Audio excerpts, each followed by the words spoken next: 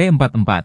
Hari ini kita akan belajar mengapa aset seperti Bitcoin dapat diperdagangkan pada harga yang berbeda antara sekarang dan masa depan.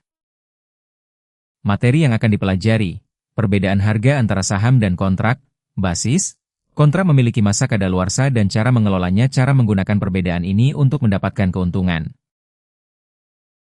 Mari kita lihat chart Bitcoin di layar ini dan ikuti bagaimana konsep-konsep ini bekerja. Jika Anda memiliki pertanyaan, silakan tuliskan di komentar. Mari kita pikirkan Bitcoin di layar ini. Saham adalah, saya membelinya hari ini. Sedangkan kontrak adalah, saya akan membelinya pada bulan depan.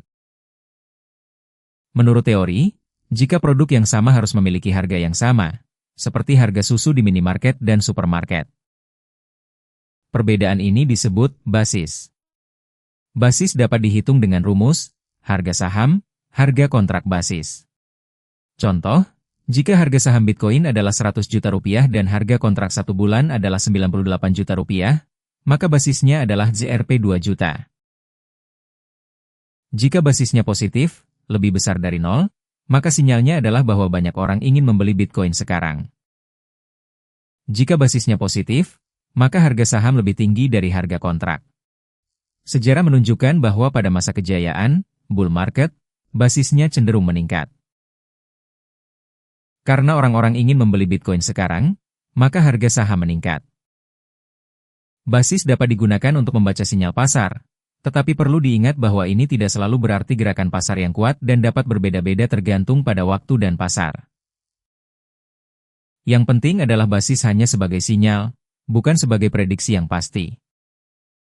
Kontrak memiliki masa kadaluarsa, yaitu pada tanggal tertentu kontrak harus diakhiri.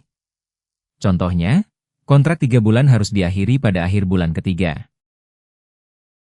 Jika Anda ingin mempertahankan kontrak, Anda harus menggantinya dengan kontrak baru sebelum masa kadaluarsa.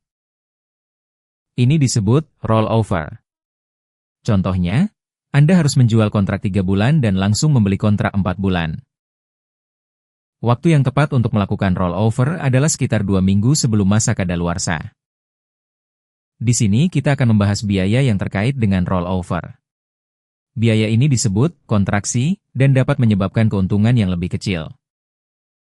Contohnya, jika harga saham Bitcoin adalah 100 juta rupiah, maka kontraksi 3 bulan adalah 101 juta rupiah dan kontraksi 4 bulan adalah 102 juta rupiah. Biaya ini disebabkan oleh biaya pinjaman, biaya transaksi, dan biaya lainnya yang terkait dengan mempertahankan kontrak. Biaya ini dapat menyebabkan keuntungan yang lebih kecil, tetapi dapat dihindari dengan melakukan rollover tepat waktu. Sekarang kita akan membahas cara menggunakan perbedaan biaya untuk mendapatkan keuntungan. Ini disebut keuntungan dari perbedaan biaya. Cara kerjanya adalah, membeli saham Bitcoin membeli kontrak yang lebih rendah harga, contohnya kontrak 4 bulan. Dengan cara ini, Anda dapat mendapatkan keuntungan dari perbedaan biaya tanpa harus menghadapi risiko yang besar. Namun, perlu diingat bahwa biaya transaksi, biaya pinjaman, dan biaya lainnya dapat menyebabkan keuntungan yang lebih kecil. Ringkasan materi yang telah dipelajari: perbedaan harga antara saham dan kontrak, basis, kontrak memiliki masa kadaluarsa dan cara mengelolanya. Cara menggunakan perbedaan biaya untuk mendapatkan keuntungan.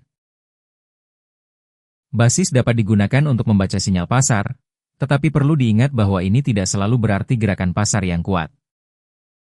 Rollover dapat menyebabkan biaya yang terkait dengan kontraksi dan keuntungan yang lebih kecil. Selanjutnya, kita akan belajar bagaimana menerapkan konsep-konsep ini dalam pembuatan portofolio. Jika Anda menemukan ini video bermanfaat, silakan subscribe dan like. Perlu diingat bahwa ini adalah kursus pendidikan, bukan rekomendasi investasi. Semua keputusan trading adalah tanggung jawab Anda sendiri.